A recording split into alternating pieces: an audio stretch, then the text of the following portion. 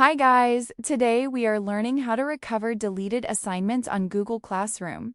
First, unlock your phone and launch the Google Classroom app. Once it opens, make sure you're on the main page.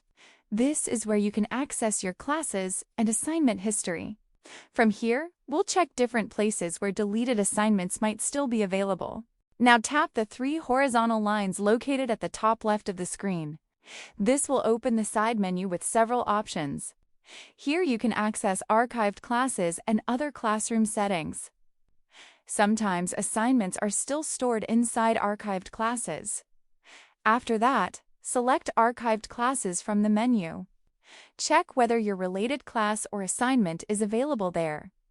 Sometimes teachers archive classes, or you may have moved them accidentally. If you find the assignment, you can access and recover it from here. If the assignment is not in archived classes, go back and open the menu again. Then tap Classroom Folders to open Google Drive. Here you'll find folders created for your Google Classroom files. Your assignment may still be stored inside these folders. Once Google Drive opens, browse through your classroom folders carefully. Check whether the deleted assignment file is still available. If you find it, you can restore or resubmit it.